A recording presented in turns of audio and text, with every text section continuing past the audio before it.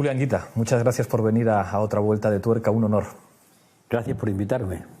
Vamos a empezar con cuándo, dónde y cómo naciste. 1941, Sí. Fuengirola. Por lo que te quiero preguntar es porque tú naces en una familia de militares y la izquierda siempre ha tenido una enorme dificultad en este país para relacionarse con esa cuestión. ¿Cómo ves tú esto? Vamos a ver, hay una contradicción, porque mi padre era una familia de militares y de guardias civiles, y sin embargo mi madre venía de una familia, diríamos, de practicantes, de matronas, de gente con estudios medios, entonces era muy importante, ¿no?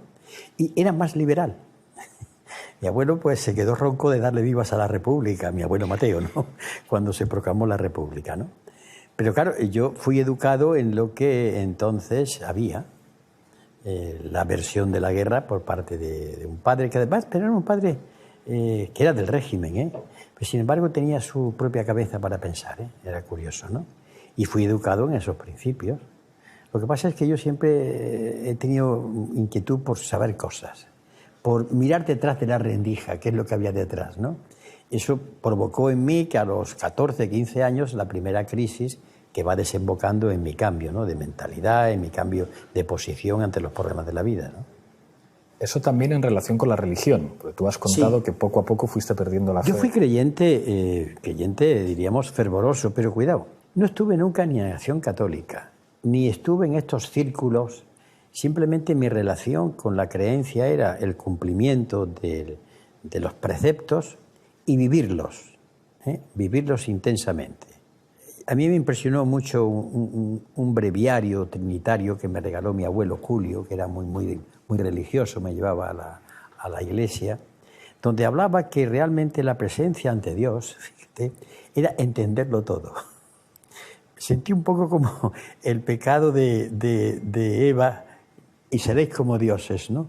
Es decir, lo que me atraía de la religión era, en un momento determinado, yo podía saber qué es esto en lo que estoy viviendo, ¿no?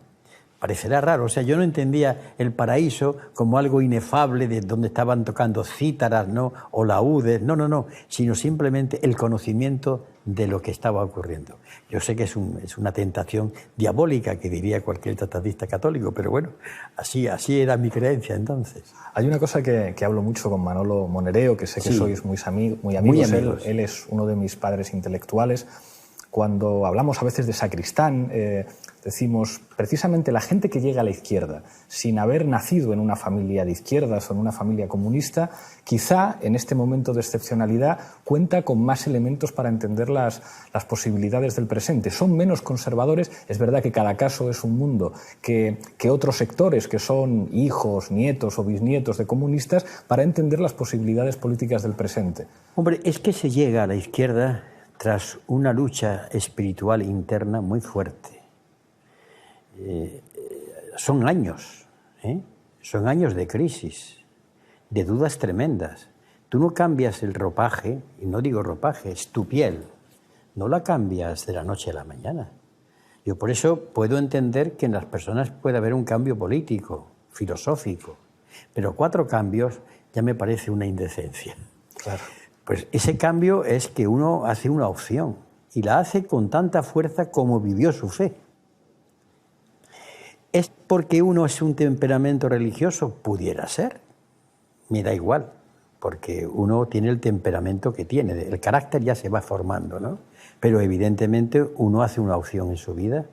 Yo hice una opción por el Partido Comunista, no solamente porque era entonces la organización que estaba al frente de la lucha antifranquista, sino por algo más. En concreto, cuando participo en los debates sobre el manifiesto programa del año 75, donde perfilaba la democracia político y social, la alianza, es decir, una visión de sociedad. Y aquello me convenció, sobre todo por lo que yo veía cuando ejercía mi profesión, ¿no? Y aquello pues, me hizo que yo el cambio lo asumiese profundamente. Y en él estoy, ¿eh? No he vuelto a cambiar, porque ya si cambio otra vez, y esto ya será sospechoso. ¿Te afilias al Partido Comunista en 1972? Yo había trabajado. Yo realmente estuve un tiempo con una cosa que se llama Comunas Revolucionarias de Acción Social, que entonces las dirigía el que fue secretario general de la CNT, José Luis García Rúa, ¿sí?, en Córdoba, que había sido profesor de allí, una persona entrañable, ¿no? Y teníamos reuniones, pero yo veía aquello, muchas reuniones, demasiado debate. Por otra parte, mi familia política ya estaban en el partido.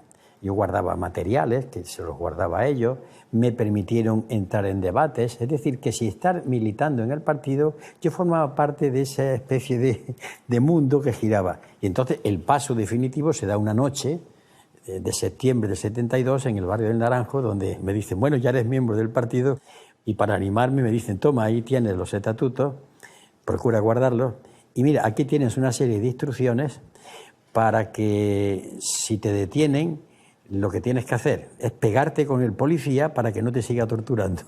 Esta es la entrada en el partido. Madre mía. Bueno, pues se acepta porque entonces está en un momento de excepción, pero desde luego, dicho hoy, parece que era lo más negativo que te podían presentar. No era una invitación, diríamos así, agradable, ¿no? Aquel partido y el partido de la transición está marcado por la figura de Santiago Carrillo. Sí.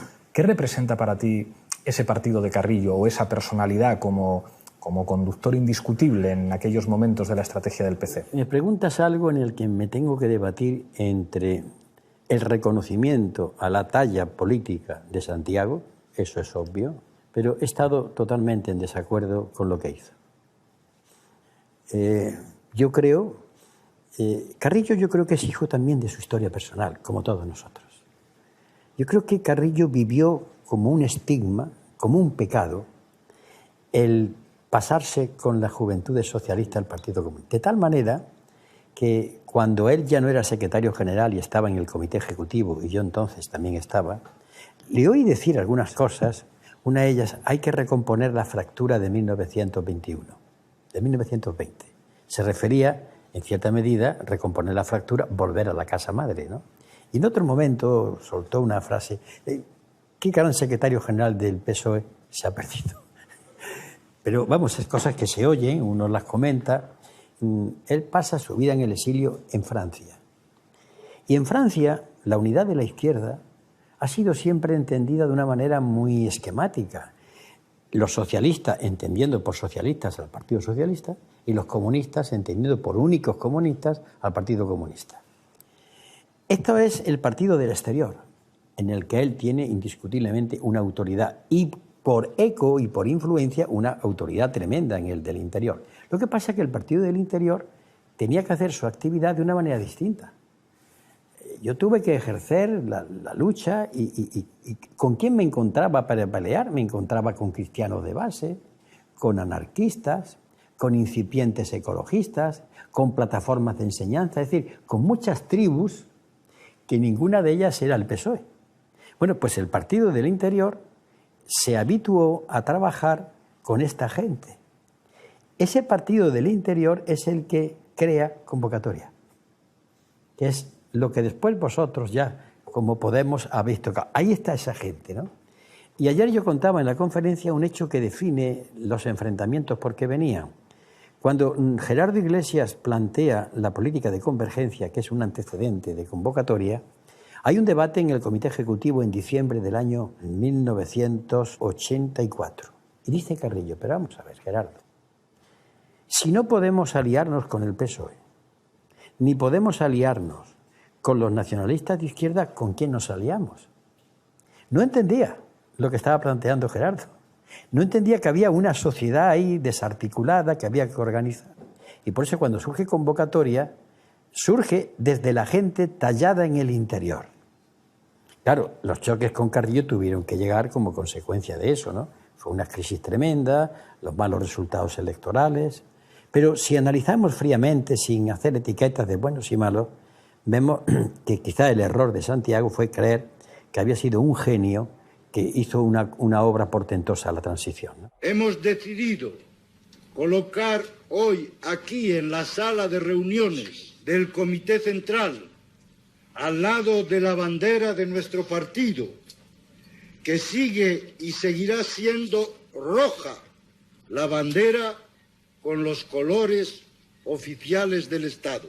Es verdad que es más sencillo juzgar las cosas a toro pasado, pero ¿te da la impresión de que esa estrategia del eurocomunismo. Hay un libro genial de Juan Andrade, que más yo milité con él en la Juventud Comunista, en el que hace... Estamos escribiendo un libro, él y yo. Él y tú, pues es el que tiene sobre, que es su tesis doctoral, el análisis comparativo entre las estrategias del PC y del PSOE. Bueno, describe el enorme pragmatismo del eurocomunismo en España, inspirado por Italia, inspirado por Francia. ¿No te da la impresión de que el partido fue enormemente conservador en aquellos años sin que eso supusiera unos resultados electorales que justificaran, digamos, el ser un partido tan de Estado? Es que, repito, es la tesis del partido del exterior y es la tesis de cuadros del partido en el sindicato. Es decir, hemos conseguido que haya libertades. Hemos conseguido una Constitución y no se repara, como dijo el otro día Juan Carlos Monedero, que estuvimos en un acto en el Rectorado de Córdoba, que es una de las pocas constituciones que contempla allí la ley electoral. Esto es rarísimo. Se consagra a través de Felipe González, el jefe de la oposición, es decir, se están dando los pasos para lo que actualmente hay, ¿no? Pero claro, la consigna en aquel momento, hemos conquistado la libertad. Y claro, cuando se ha vivido en la clandestinidad, no es poco. Parece ser que dice, bueno, he llegado al territorio donde estoy aspirando a aire puro. Pero si te paras un poco a pensar, dice, bueno, es que yo no solamente luché por la libertad, y había mucho que discutir sobre esta libertad, ¿eh? Es que yo discutí también por elementos de cambio en la economía, en la sociedad, en la cultura, en la conciencia cívica. Entonces, todo, cuando llegan los pactos de la Moncloa, pues es que hay que defender la democracia porque está atascada. Sin embargo, había un elemento que había que haber analizado. Y quiero dejar claro que yo no me quiero aquí colocar plumas, ¿eh? Pero hay un artículo mío del año 1976, publicado en una obra que se llama Combates por la memoria, Combates de este tiempo, año 76. En donde se dice, no, aquí falta algo. Aquí falta algo. Nuestra lucha era por algo más que por tener esto que hemos convenido en llamar sistema democrático, con esta ley electoral, ¿no? Y claro, eso se fue viendo después, cuando fue la transición, fue cristalizando en el bipartito, que es lo que se estaba buscando desde el origen, ¿no? De ahí venían las críticas y los enfrentamientos. Por ejemplo, yo puedo asumir, y de hecho tuvimos en Córdoba un pequeño follón cuando se aprueba lo de la bandera, yo puedo asumir, y bueno, voy a ceder, lo de la bandera y lo demás, pero la izquierda a veces sabe que puede ser impotente frente al crimen, pero lo que no puede es alabar el crimen. Si tú tienes que ceder, di, he tenido que ceder, pero no hagas de eso una estrategia política. No te sientas orgulloso. Y además, tú puedes ceder transitoriamente y cuando pase un tiempo vuelves otra vez a las andadas. Pero no. Se cedió y se hizo de aquello toda una línea política. Ese fue el error. Porque estaban los militares preparados. Mira, quien manda sobre los militares siempre es el poder económico. Y el poder económico sabía que con militares en el poder no entrábamos en el mercado común europeo. Bueno, eso es de cajón, una regla de tres.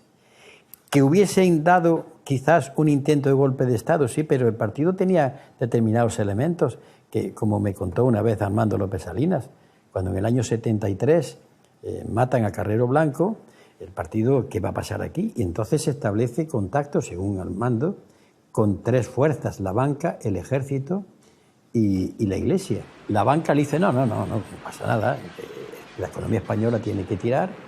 La Iglesia, no voy a decir el nombre, de una alta dignidad eclesiástica, decía, sí, el almirante era un gran cristiano, pero bueno, también era una pieza que estorbaba. Un estorbo, claro. Y el ejército, el alto militar, le dice, bueno, verán ustedes, aquí hay un proceso de cambio, porque tenemos que homologarnos con Europa.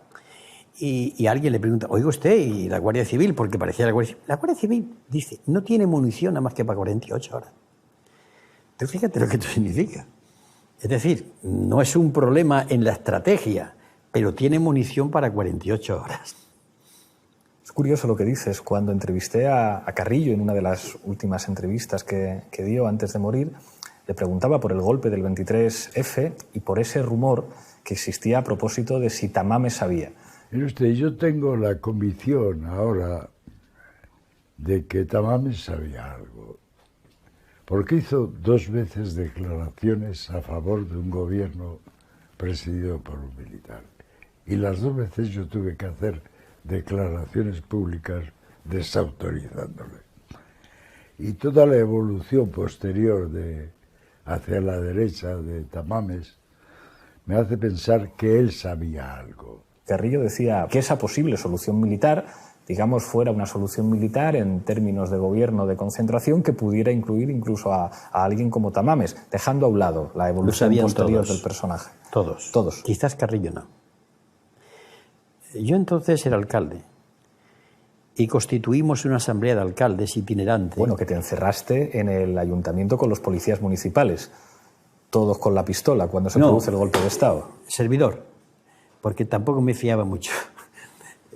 Estas cosas no me gusta contarlas, pero es que cuando se ven las cosas después de la intervención del rey, el rey estaba detrás del golpe, ¿no? La corona, símbolo de la permanencia y unidad de la patria, no puede tolerar en forma alguna acciones o actitudes de personas que pretendan interrumpir por la fuerza el proceso democrático que la Constitución votada por el pueblo español determinó en su día a través de referéndum. Estamos en el ayuntamiento hasta que llegan los concejales del partido, los del PSA y los de la UCD, ¿no? Y convocamos pleno para el día siguiente. Estábamos locos. Empieza la radio a escuchar marchas militares y a mí me dicen, antes de que vengan los compañeros, de que se están organizando la derecha en Las Tendillas. Las Tendillas es una plaza que está a 200 metros del ayuntamiento. Y claro, yo tenía un arma. Entonces yo lo vi claro. Y no es agradable. De verdad que no es agradable. Pero lo vi claro, porque hay una cosa, ¿eh? Cuando tienes una responsabilidad, y si esa responsabilidad viene de las urnas, pesa mucho, ¿eh? Pesa mucho. Pero vamos a dejar eso porque si no estoy contando batallitas. Como alcalde, pues yo hablé con otros alcaldes. Me acuerdo de Siurana, el alcalde de Lérida, que refirió la cena en la que había tenido lugar en Lérida. Estábamos al cabo de la calle de todo lo que figuraba en el colectivo Almendros, el caballo de Pavía, se decía entonces que podía volver a entrar. Y yo recuerdo una entrevista a Ramón Tamames en el diario El País, he hecho esfuerzos por buscarla, en la que me pareció que decía que hacía falta un gobierno de un militar, en fin, que pusiese un orden democrático, porque el golpe no fue concebido como un golpe cruento, era un golpe bonapartista, suave, pero golpe, ¿eh? Sí, como los del siglo XIX en España. Suave, es decir, se coge a Carrillo, a Felipe González, a Fraga y demás, se les lleva a una habitación aparte, se presenta el elefante blanco, que todavía está por ver quién era el elefante blanco, y dice, miren ustedes, denle ustedes instrucciones a sus diputados para que en vez de votar a Leopoldo Calvo Sotelo, voten a este señor. Es decir, iba a ser elegido por el Congreso, pero vamos, bajo presión. Claro, ese golpe, indiscutiblemente, los hechos históricos vienen detrás. ¿Cómo impulsaba la zarzuela aquello? Como lo impulsa la zarzuela. La zarzuela no se sienta con los militares a urdir eso, simplemente dice unas palabras. A mí, dánmelo hecho. Ya está. Ese es el fiat. Hágase. Claro, y esto lo sabe todo el mundo. Hablabas de que tú entonces eras alcalde. Esa es una experiencia fundamental en tu biografía y en la historia de la izquierda en este país. Ganáis las elecciones en Córdoba, inicialmente hay que llegar a un acuerdo de gobierno con el Partido Socialista y con los demás, y después ganas por mayoría absoluta. Sí. ¿Cómo es esa experiencia de gobierno en un ayuntamiento muy particular? El único ayuntamiento de una ciudad importante, quizá después con la excepción de Sabadell, donde gobiernan los comunistas y gobiernan bien, y la gente les vota, y Algeciras. Y Algeciras es una gran población, la población mayor de Cádiz, ¿eh? Mira, lo primero, librarse de una cosa tremenda, porque de pronto sale alcalde comunista en Córdoba. no era esperado por nadie, ¿no? Salvo por algunos en Córdoba. Y de pronto se vienen a ti y dicen, el partido está mirándote. Esto es, puedo utilizar palabras, esto es una putada. Claro, claro. Cuando te ponen sobre ti la responsabilidad y sin tener ni idea, ¿eh? No teníamos ni idea. Teníamos algunas ideas claras. Que la gente nos había votado, que estamos allí para intentar llevar a través de la gestión nuestras ideas y que teníamos que lidiar con una dificultad. Pues entramos y lo primero que hicimos fue demostrar que no nos tragábamos al mundo. Y empezamos a actuar. Conseguimos un gobierno de concentración, las 4 fuerzas políticas, incluida la UCD. Se les trató por igual. Y empezamos a hacer uso alternativo de la ley. Es decir, la ley tiene unos mecanismos que te permite usarla de otra manera. Pongo un ejemplo. Córdoba tiene una estructura muy similar a Murcia. Está el centro, la capital, pero después tiene así como 5 o 6 grandes poblaciones, que son barrios, pero algunas ya tienen 5.000, 3.000 habitantes.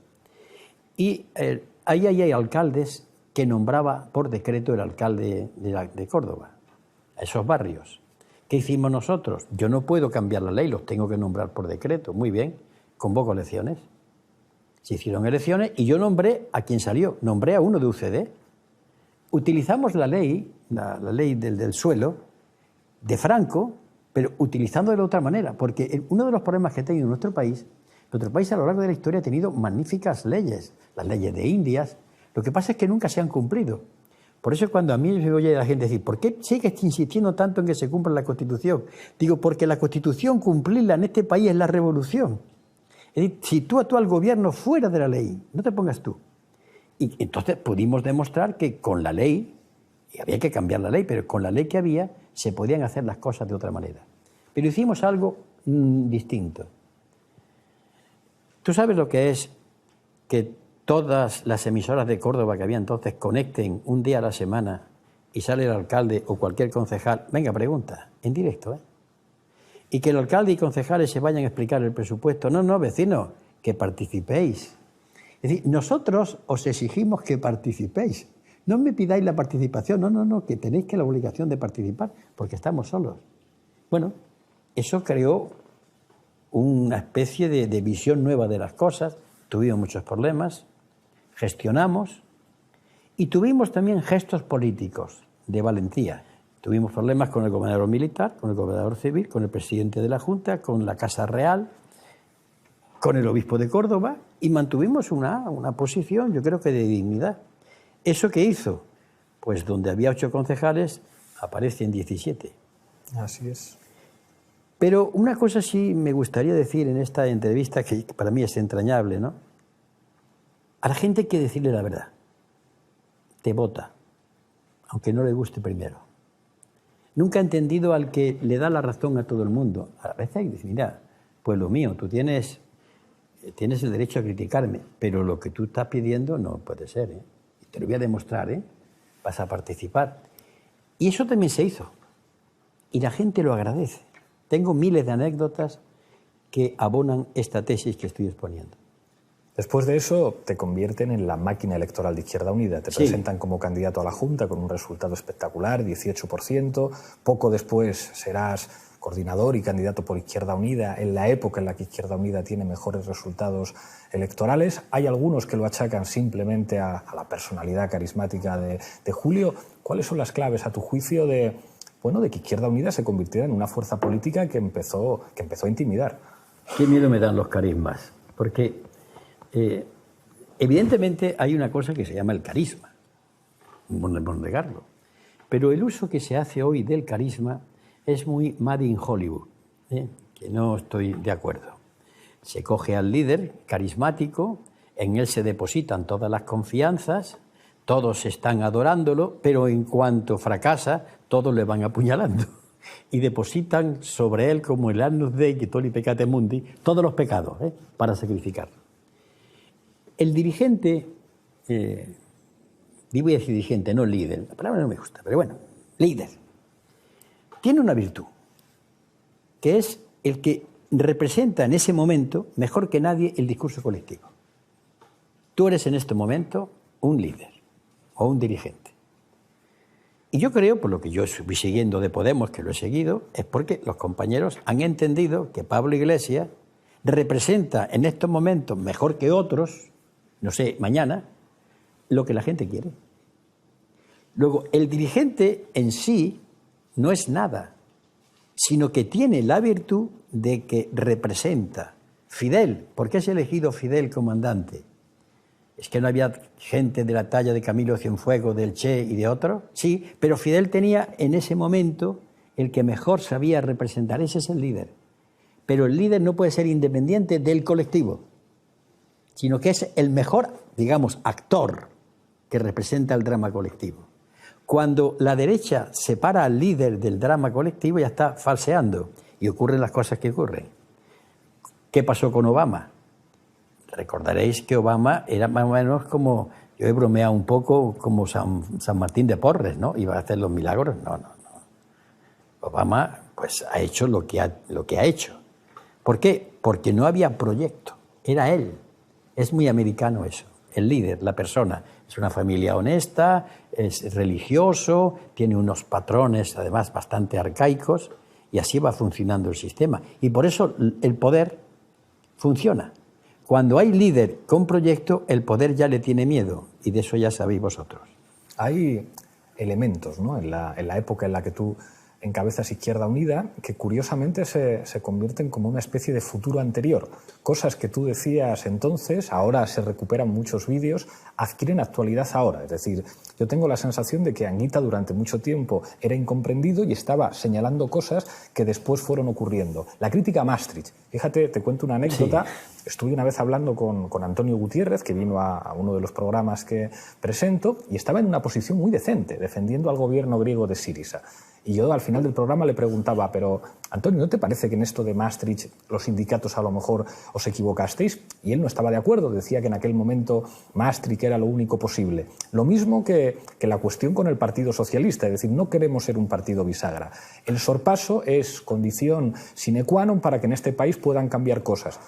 Elementos que entonces se veían como absolutamente imposibles en el caso de Izquierda Unida y que, sin embargo, ahora se han podido poner encima de la mesa. El agotamiento del proyecto europeo sobre bases neoliberales y sobre, digamos, bases institucionales que han destruido la democracia en Europa, y hablar de Europa supone una reconfiguración de todo eso, y señalar a los partidos que nosotros hemos llamado de la casta como aquellos que forman parte del problema. Es el momento en que España, si tiene valentía y se explica a su pueblo las cosas, junto con otros estados de la periferia, planteen la alternativa a Maastricht. ¿Y cuál es la alternativa a Maastricht? La alternativa de Maastricht es simplemente desarrollar consecuentemente el Acta Única Europea. Es decir, mercado único, de acuerdo, pero con una cuestión. Mercado único con armonización fiscal. Es decir, no se puede construir un mercado único cuando cada país tiene una política fiscal distinta. El capital español, cuando quiera, se va a Francia y se va a otro sitio, depende de lo que le den. Y la segunda parte, la cohesión económica y social no son fondos de cohesión, La cohesión económica y social son políticas sociales justas. Simplemente con que se desarrolle el Acta Única estaríamos en otra situación totalmente distinta. ¿No tienes la sensación de haber llegado demasiado pronto? Sí, claro. Pero quiero en esto también, por enésima vez, pero es muy importante esta entrevista por la difusión que tiene, por quien me está haciendo las preguntas, por el momento.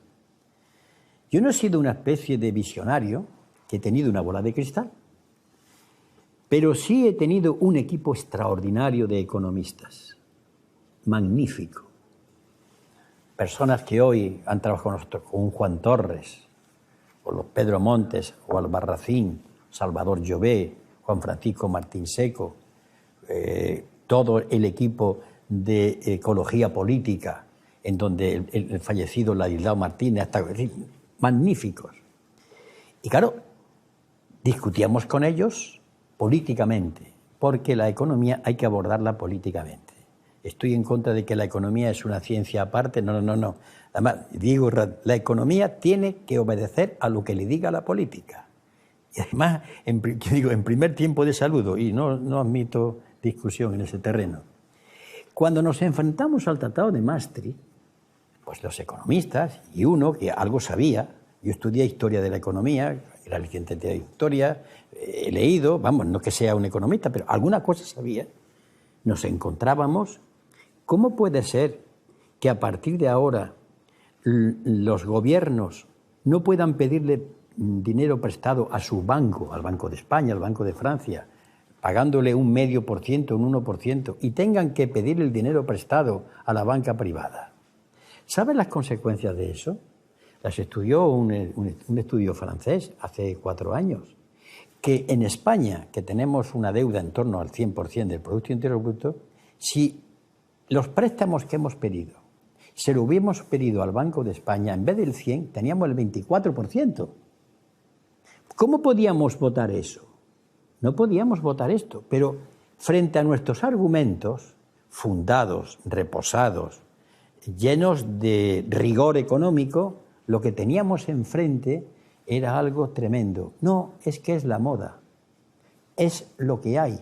Eso llevó al suicidio de un gran partido político, el Partido Comunista Italiano, ¿no? Yo creo que sus dirigentes son reos ante la historia de un delito tremendo, porque era una gran fuerza y una gran esperanza. Pero ¿sabes cuáles eran los argumentos?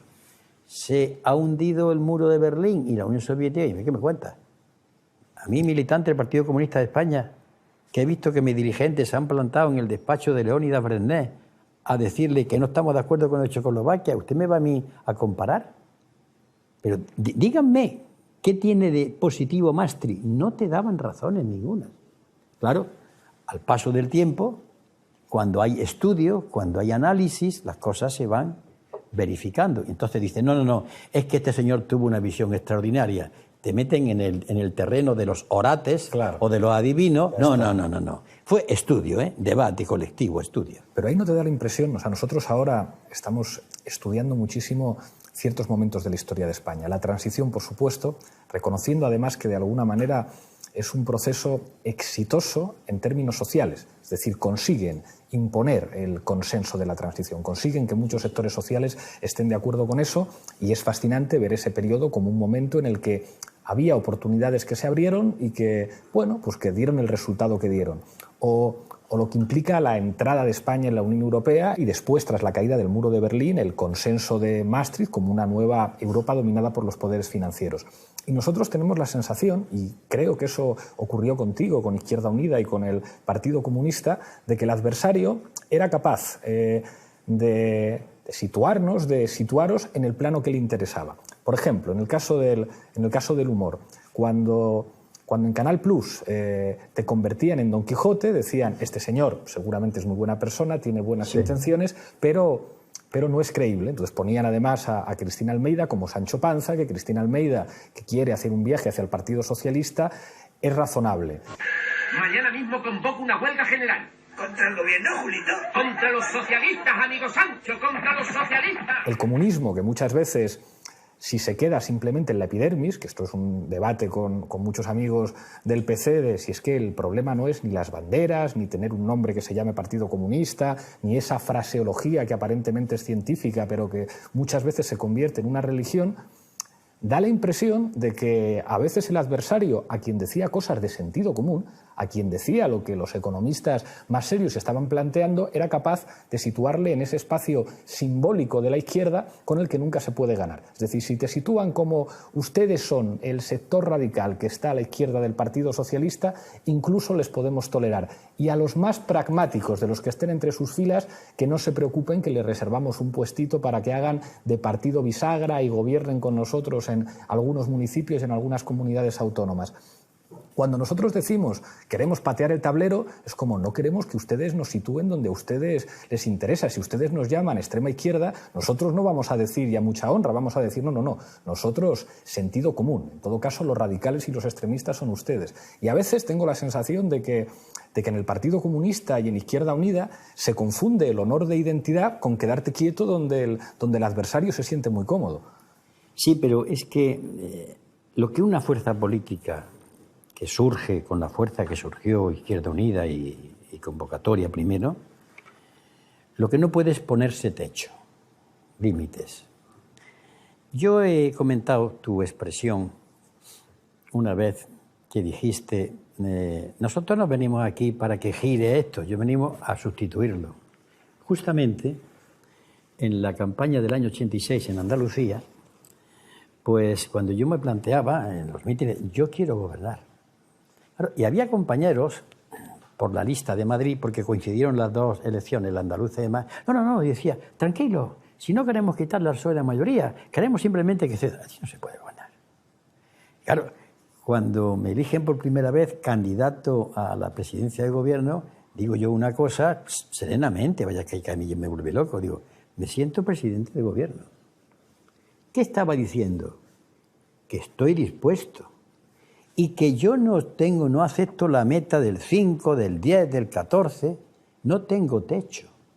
Pero no tengo techo porque tengo proyecto, que si lo explico bien, la gente puede apoyarlo, porque además, y esto es importante, está lleno de sentido común y está respaldado por la solemne Declaración de Derechos Humanos de las Naciones Unidas, que tiene un consenso universal. Pero cuando una fuerza política lo único que juega es, bueno, yo voy a ser el eterno gregario de, o voy a intentar que estos giren, está equivocada. Está equivocada. De tal manera que tu expresión, a mí yo la aplaudí. Y si la perdéis alguna vez, estáis perdidos. Totalmente. Cuidado con eso. Después te votarán o no. Pero tú tienes que salir de un proyecto. A jugar el partido para ganar. Evidentemente. Claro, esto... Sin esa ambición política, no hay proyecto político serio. Ahora que estamos en confianza y no nos oye nadie. Recuerdo cuando trabajábamos para Cayo Lar en la campaña de 2011 y salía una encuesta.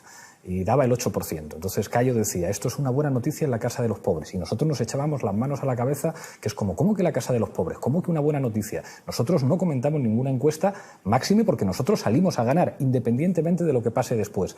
Y eso, que es verdad que es una actitud, yo recuerdo en las elecciones europeas, cuando se producen los resultados, recuerdo que me fijé cómo salió Izquierda Unida, que salieron con un cartel estableciendo la diferencia con las europeas anteriores. Hemos quintuplicado el resultado, 6 diputados, y nosotros salimos muy tristes diciendo, está muy bien, 5 eurodiputados, algunos pensarán que vamos a brindar con champán, pero no hemos superado al PSOE y al Partido Popular. Y creo que eso... los espectadores lo ven, o sea, ven como la actitud de quien está contentísimo porque ha mejorado sus resultados electorales y quien dice, nosotros estamos aquí para ganar. Nos han acusado de arrogancia, con razón, es decir, un actor político tan nuevo, que casi no existe, que obtienen 1,3 millones de votos en un tiempo récord y dicen, pero que no nos conformamos, que nosotros queremos ganar la Champions League, pero creo que eso forma parte de un estilo que una parte de la izquierda española perdió, que se asumió como casa de los pobres. Pero muchas veces los...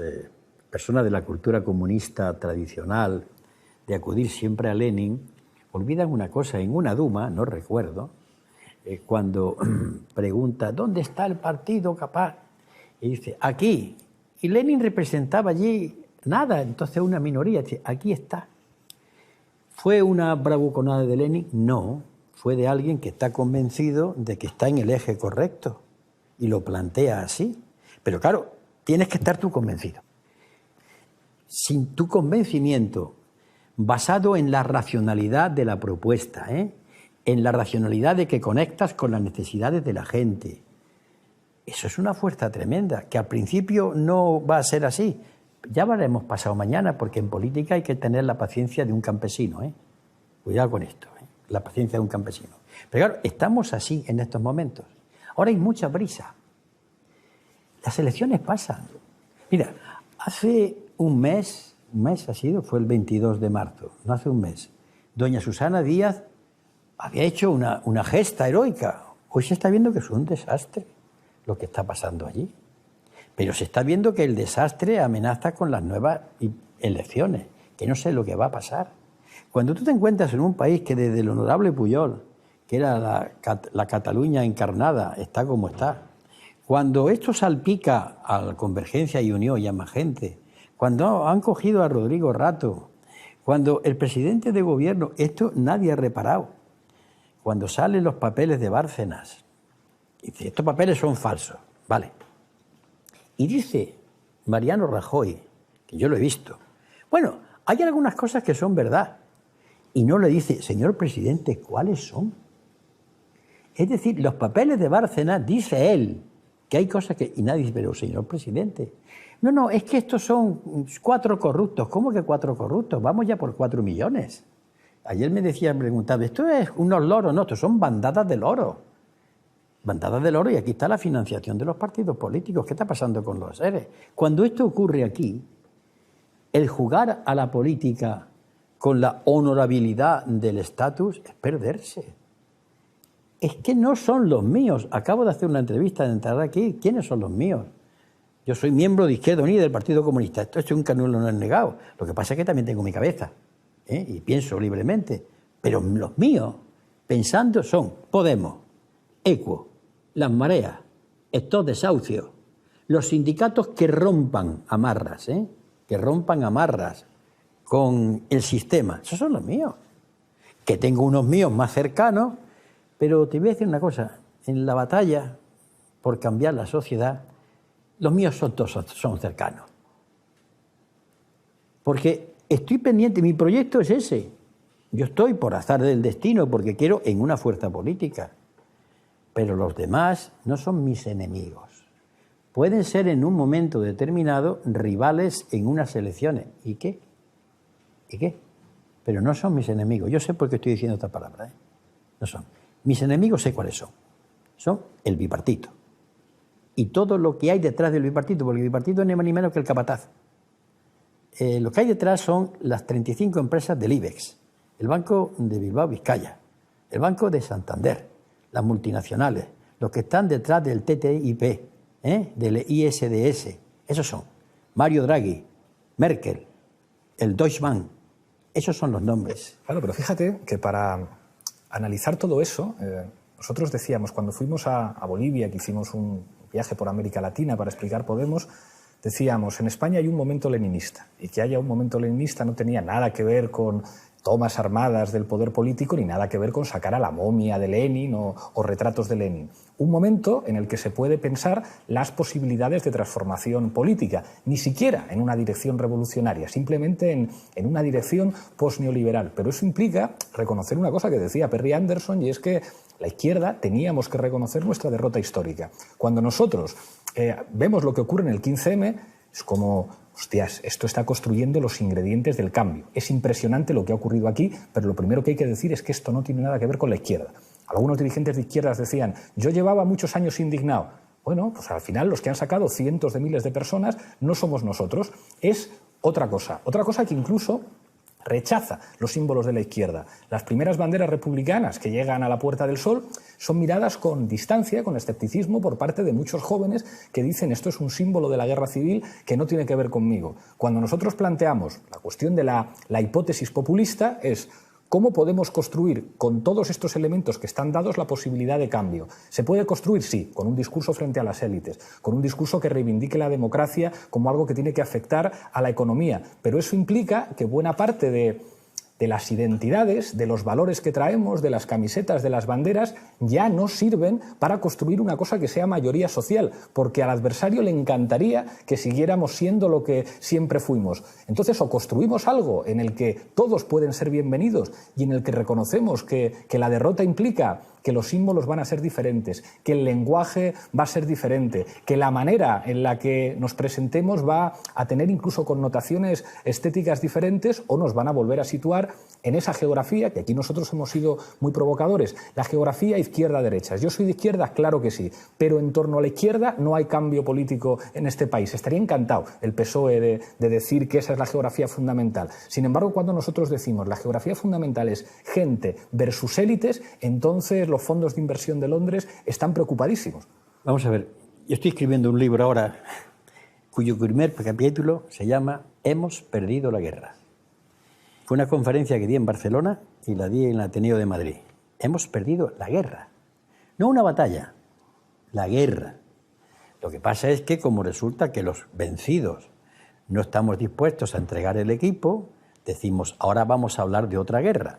Pero hablar de otra guerra son otras estrategias, otro material bélico, otras tácticas, otras impedimentas, otras generales, otros capitanes, otros sargentos y otras alianzas.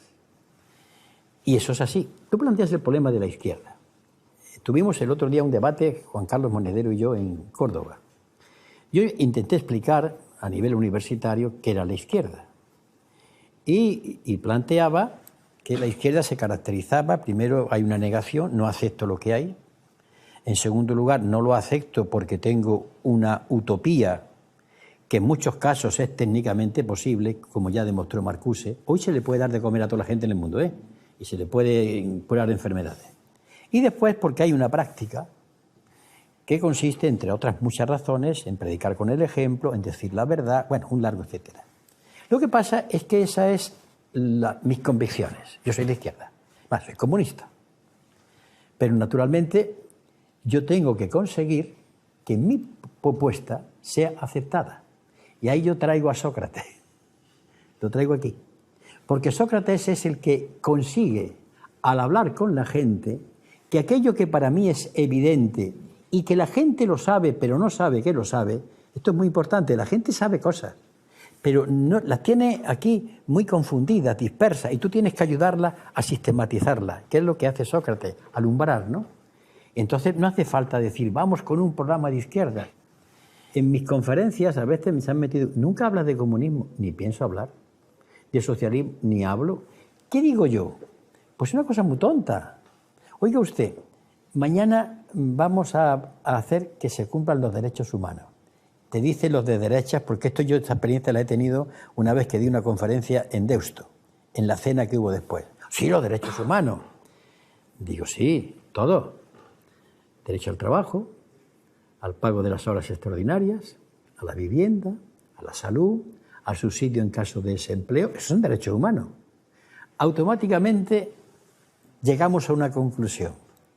Derechos humanos y sistema capitalista son incompatibles. ¿He utilizado la palabra izquierda? No, ni falta que hace. Y yo soy de izquierda. Es decir, ahí yo coincido en eso. El programa, la propuesta, y lo he dicho muchas veces por escrito, que la gente hable en prosa sin saberlo, como el personaje de Molière. Pero ¿por qué tengo que ir por delante con las herramientas? ¿Es que acaso iba yo con las herramientas cuando estaba en la clandestinidad, o mis camaradas todavía, aquellos que sufrieron tortura? ¿Qué hablaba? De los problemas que tenían los españoles. Iban con las herramientas por delante. Es más, cuando el sentimiento identitario tuyo lo basas en un símbolo, es porque no hay contenido. Esto es un problema muy profundo. Porque tu identidad, tú la tienes, pero tu identidad se manifiesta no solamente por tus convenciones, el recuerdo, hay un partido ligado a figuras, dolores, etcétera, etcétera. Es verdad, ¿no? Pero es porque crees que tienes que aportar la solución a los problemas, pero con una variante. Que ayer yo oí una expresión que no me gustó. Nosotros tenemos que darle soluciones a los ciudadanos. No. Nosotros tenemos que hacer posible que los ciudadanos solucionen los problemas, dándole instrumental. Porque esa visión de la política que yo he oído muchas veces, la izquierda defiende a los trabajadores, yo no. Mira, yo no defiendo a un trabajador que no vea conmigo en la manifestación, porque entonces yo soy el abogado de pobres. Y entonces tengo al trabajador tranquilo viendo la Champions League, mientras aquí tengo mi diputado enfrentando... No, hombre, no. Es decir, nosotros no resolvemos los problemas, entre otras razones, porque no hay economista ni político hoy, tú lo sabes perfectamente, que te salga a la pizarra y te haga una ecuación y resuelva el problema del paro. Imposible. Si no se incorpora a la ciudadanía. Por eso también está en nuestro discurso. Nosotros defendemos a los trabajadores, que no. Nosotros motivamos a la gente para que ella tenga un proceso de autoliberación a través de, bueno, de organizaciones, a través de ideas, a través de representaciones colectivas, imaginarios colectivos, todo lo que tú quieras, ¿no?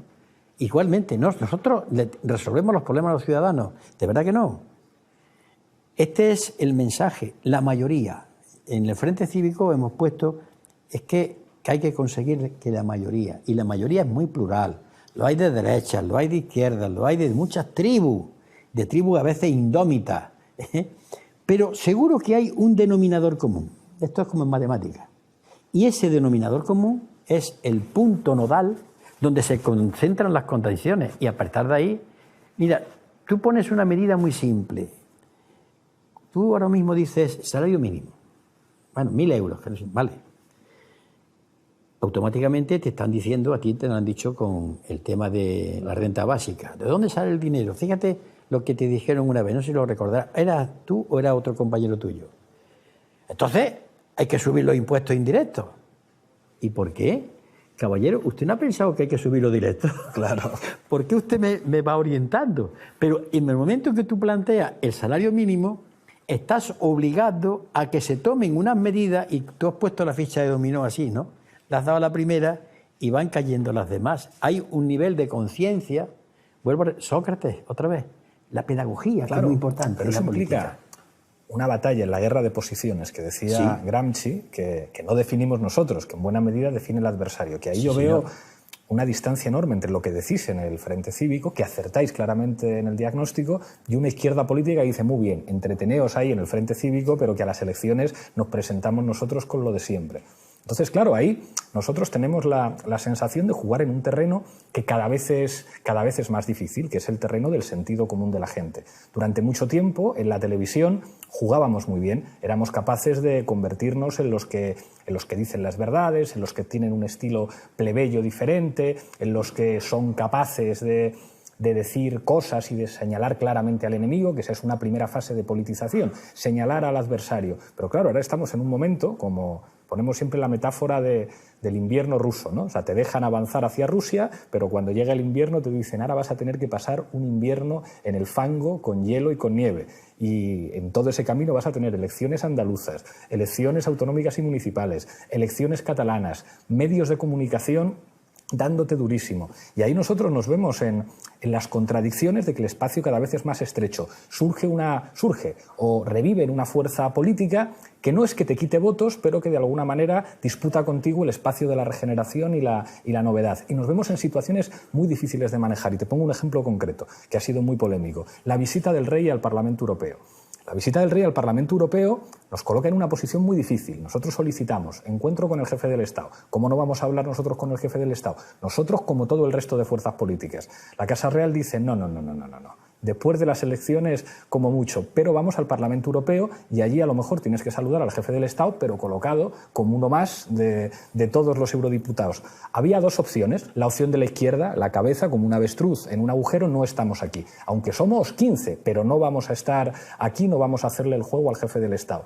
Si nosotros hacemos eso, inmediatamente nos colocan como estos no pueden gobernar. Esta gente que son incapaces de participar en un acto institucional forman parte de los márgenes del sistema, son testimoniales. Opción B, saludamos como todos los demás y entonces nos convertimos en la casta. Somos los que aparecemos en la foto, con todo el resto de partidos políticos ya les han cooptado.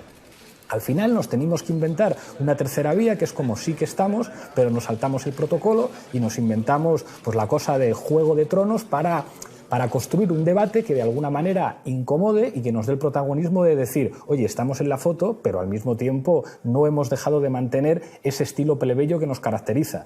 Pero esto, que a veces nos sale bien, cada vez es más difícil porque el adversario cada vez nos lo va a poner más difícil. Y tenemos la sensación de que en esa guerra de posiciones que se puede dirimir en un escenario electoral, digamos que todos los elementos identitarios, más que ayudar, son un lastre. Si nosotros no nos movemos de nuestro programa y de un discurso que dice soberanía frente a Merkel, frente a los mercados, derechos sociales, derechos humanos, pero si caemos en geografías simbólicas que favorecen al adversario, estamos muertos. Entonces, claro, en este fango del invierno es muy difícil llegar vivos. ¿Qué hacía yo? Pues cuando llegaba el rey al Congreso, entraba el jefe de Estado, yo me ponía de pie y no aplaudía, No aplaudía. Me ponían verde, pero no aplaudo. Entonces había una manera de entenderlo. Yo es que con la monarquía pues tengo, y yo he ido cuando se me ha llamado y demás, ¿no? Pero yo, el gesto del libro, de verdad. Eran vídeos. Eran vídeos, pues no lo sé. Porque te podía decir, no lo he visto claro, pero bueno, podemos... ¿Pero conoces la serie? ¿Has visto Juego de Tronos? No. Es que hay que verla. Si la vieras igual, verías el doble juego que hay con... Bueno, pues entonces... Pero otra cuestión que has planteado, sí, es verdad. Pero en todo esto hay un programa. Es decir, aquí hay que plantear, mire usted, el salario mínimo otra vez, el subsidio. Hay una cosa que no sé si dijisteis una vez. y ha vuelto a repetir no sé quién, y que hay que decirlo ya, en este país la Guardia Civil va a tener que esposar a mucha gente. Claro, claro. Y es un marco ganador. No, es que en este país la Guardia Civil, y digo la Guardia Civil específicamente, también me refiero a la Policía Nacional, ¿no? Pero aquí tiene que esposar con la ley, por supuesto, con todas las garantías legales, pero aquí hay que llevarse esposados a mucha gente. Esto hay que decirlo. Y que no se asuste nadie, porque claro, el ciudadano que está en la calle está viendo, pero si esto es una inmensa madriguera de ladrones, de salteadores de camino. Claro, pero fíjate, Julio, que eso la gente, o sea, nosotros estudiamos los estudios de opinión y vemos qué piensa la gente de los políticos y de las élites económicas. Todos unos ladrones y todos unos golfos. Cuando decimos la Guardia Civil tendría que esposar a esta gente, funciona de maravilla. Pero les preguntas por el jefe del Estado, magnífico, 80% de popularidad. Si fuera el anterior es distinto. Al anterior nos hubiéramos podido permitir hacer otra cosa. Pero claro, no le vas a decir a la gente, diga, que es que no se entera usted, que es que la monarquía es una institución. O sea, no puedes despreciar a tu pueblo. Tenemos un pueblo que está socializado como está socializado. Y o trabajas con esos ingredientes que son siempre... Claro, la política es asumir contradicciones, sobre todo la política de los débiles. Cuando eres poderoso puedes decir lo que te da la gana. Cuando tienes que jugar con ingredientes que son cambiantes, tienes que estar todo el rato navegando y surfeando contradicciones. Pero, por ejemplo, en el rey, aparte de bromas, yo le propondría que fuese Felipe el republicano, ¿no? Que se presentase a las elecciones, claro. Sí, yo lo sí, sé. claro o sea, es que el problema del rey, yo procuro muchas veces no entrar, nada más que cuando se ha hablado de no entro. Porque para mí siempre he mantenido, yo que soy defensor de la República, que los ataques al rey no tienen sentido. El rey, como yo siempre digo con broma, mira, vamos a hacer la República desde abajo, que ya está bien estar hablando todos los días de la Segunda República, que esto es una cosa que tengo ya atravesada. Quiero oír hablar de la Tercera. Cuando tengamos esto, pues se dice, señor, tome usted los billetes del AVE a Perpiñán. Adiós. Porque todo ataque, efectivamente, al rey, sin cambiar las condiciones y los valores, es absurdo. Ahí estoy totalmente de acuerdo. Pero este ha sido... yo durante un tiempo me dediqué incluso escribí un libro sobre la Tercera República y quisiera aquí hacer una protesta, si me lo permites, ante tanta republicano y republicana que hacen de su acción cívica nada más que un recordatorio de la Segunda República. Que hay que hablar de la Tercera y cómo va a ser, y cómo queremos que sea la Tercera República, y qué contenido de política y social y de política exterior. Porque claro, estos esforzados compañeros a los cuales yo quiero, pero digo, ¿cómo? No podéis estar todo el día así. Si el problema no es el que está arriba, el sistema monárquico representa los intereses de una economía, pues son tanto, ustedes le quitan al pastel la guinda, si el problema es cambiar el pastel. Si es que hablar de derechos sociales es hablar de res pública, o sea, si hablar de acabar con los desahucios, si en realidad no tiene que ver tanto con los símbolos de la memoria sentimental que tenemos la gente que venimos de la izquierda, como de la defensa de lo público. Es decir, res pública es lo contrario a corrupción, que es la ruptura de lo público. Pero claro, si jugamos con los símbolos que interesan al enemigo, que son los símbolos de la guerra civil, esto es una especie como de debate viejo entre los nacionales y los republicanos, estamos muertos, no ganamos. Y ahí yo creo que hay una gran coincidencia. Programa. Y cuando digo programa, en este país hace falta lo que ha hecho Syriza, o ha intentado hacer. Hay 10, 15 medidas a poner en marcha para empezar, esas. Pero medidas que impliquen un gasto, que impliquen una reforma fiscal y que la gente la tenga en la calle. En esto hay que decírselo, una de las características para mí de la izquierda, sin que diga que es de izquierda, es decir la verdad. Y en estos momentos yo le llamo eso el discurso profético.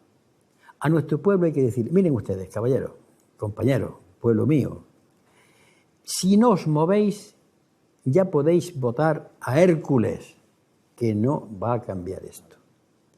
Y sobre todo, si no recomponéis también muchos de vosotros una especie de unidad integral de vuestra persona, es decir, no podáis ser sindicalistas para luchar contra el mejor convenio colectivo. No podéis votar después, por otra parte, a una fuerza de centro o de derecha porque entendéis que tiene más solera. ni podéis después estar haciendo aptitudes y comportamientos de tipo cultural que se dan de bruces con la izquierda. Recupera la integralidad, es decir, el primitivo movimiento obrero.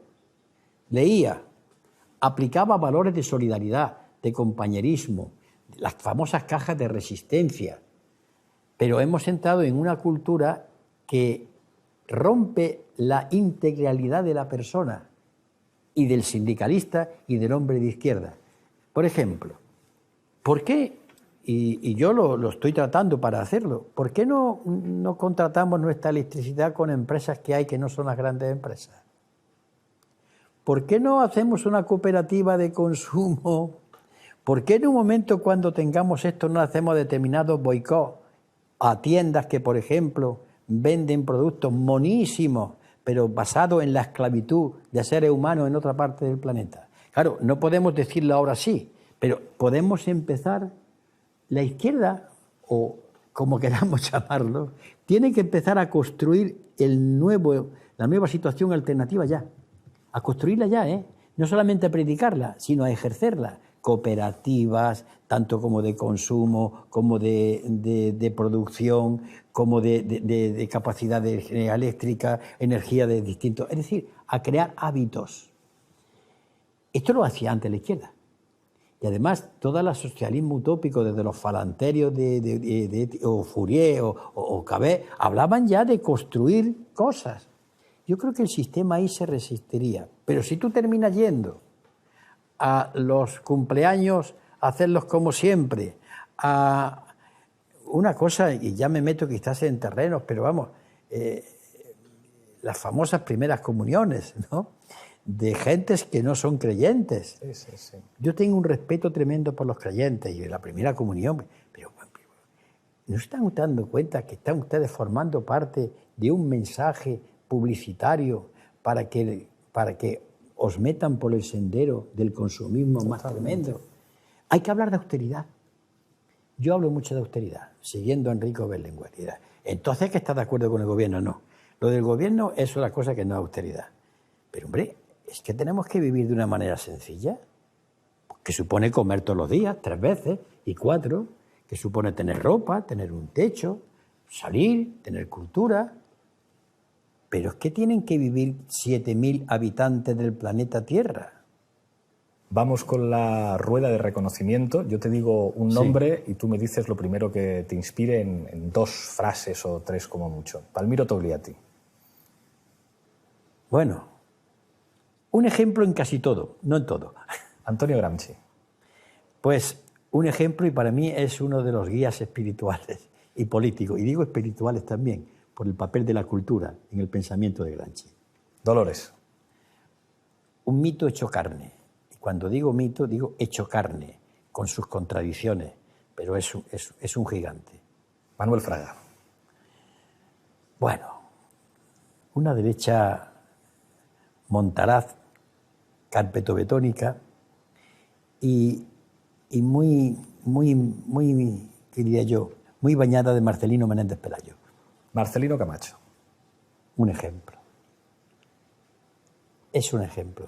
Eso ya me gustaría a mí que todos nosotros tuviésemos siquiera al nivel de sus tobillos. Gerardo Iglesias. Un precursor. Y un hombre que tuvo una dignidad, y aquí tengo que contar algo. Gerardo Iglesias no quería ser secretario general, no quiso, se empeñó Carrillo, yo no estaba entonces en la dirección, pero me lo han contado, insistió, y lo quiso poner de hombre de paja. Y dijo, no, yo soy secretario general y yo ejerzo. De hecho, hay una anécdota que van en un ascensor y Carrillo le dice no sé qué, y Gerardo le contesta a Santiago, ahora el secretario general soy yo, y las decisiones las tomo yo. Pero es que lo quisieron utilizar como hombre de paja. Por tanto, Gerardo, y después volviendo a la mina, mira, Gerardo estaba malo, ¿eh? Sí. En alguna que otra ocasión, en mi despacho, cuando yo era secretario general y era el presidente de Izquierda Unida, yo he tenido que ponerle alguna inyección, porque tenía unos dolores tremendos, lo he puesto yo, porque no podía más. Y ese hombre vuelve a la mina. Sí. Eso hay que descubrirse, ¿eh? Sobre todo cuando hay tantos chorizos y tantos... Oiga usted, eso es un ejemplo. Lionel Jospin. No me gusta, y no sé por qué. Jorge Bestringe. Pues es entrañable. Porque es, como diría yo, es el que entra en un elefante en una cacharrería, pero además con sentido, con gracia y con proyecto. Esa es una de mis debilidades. Yo también le quiero mucho. Pues llegamos al final, te doy la taza de la tuerca y te voy a pedir que mires a esta cámara y brindes por lo que tú quieras. Por construir la mayoría ciudadana, que acabe con el bipartito y con el régimen. Muchísimas gracias, Julio. Un placer enorme. Gracias.